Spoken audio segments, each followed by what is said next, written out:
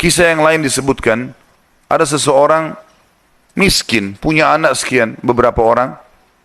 Ini kisah-kisah salafus saleh dulu. Dia pas mau makan sama istri sama anak-anaknya, ada 4-5 orang anak, mau makan sama-sama, dan cuma ada sedikit makanan, tiba-tiba ada yang ketuk pintu, orang miskin. Dia bilang begitu, mau dihidangkan makan, mau makan, ada yang ketuk pintu. Saya suruh istri saya buka, dibuka pintu, ternyata ada orang miskin yang minta. Mereka miskin, ada orang miskin lagi minta.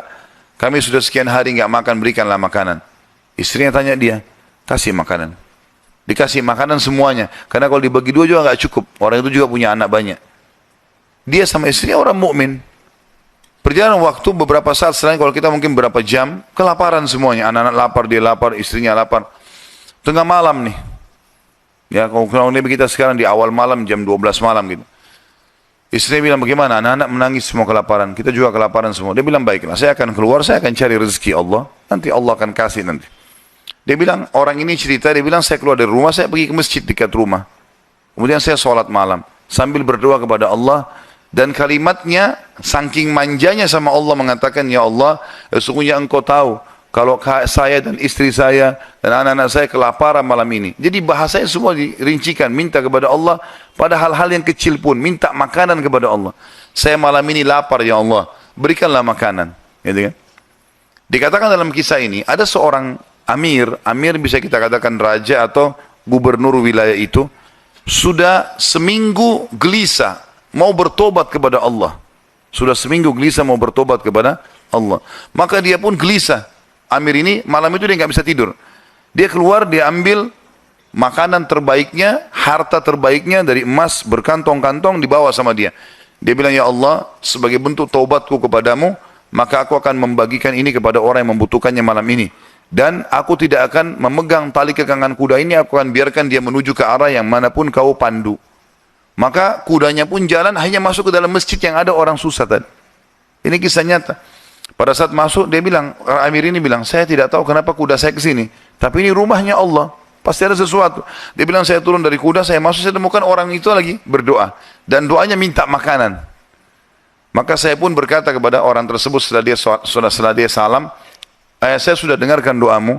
Dan saya salah satu hamba Allah, dia bilang. Dan saya pemimpin Amir, ya, wilayah ini. Saya niat taubat dan saya ingin memberikan ini. Maka saya berikan kepadamu. Ambillah harta ini, uang ini. Uang ini cukup untuk dia menjadi orang kaya. Karena banyak sekali. Dan makanan juga sudah cukup. Dan dia bilang, Amir ini bilang, pemimpin ini bilang, kalau seandainya kau butuh apa-apa, datang ke istana saya saja.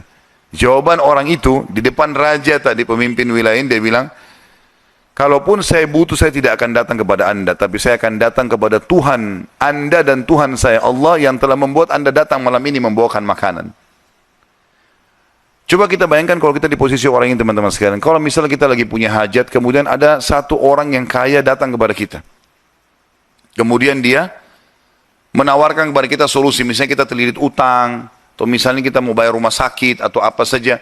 Lalu datang orang mengatakan, baiklah saya akan bayarkan. Mungkin pikiran kita pendek sampai di situ. Kita akan mengatakan, baiklah. Apalagi dia bilang, pokoknya butuh apa saja datang ke saya. Ini nomor telepon saya. Saya yakin kita akan lupakan Allah itu.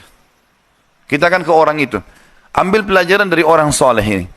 Di depan orang itu dia mengatakan, saya tidak akan datang kepada anda, tapi saya akan datang kepada Allah, Tuhan anda dan Tuhan saya yang telah membuat anda datang membawa makanan malam ini.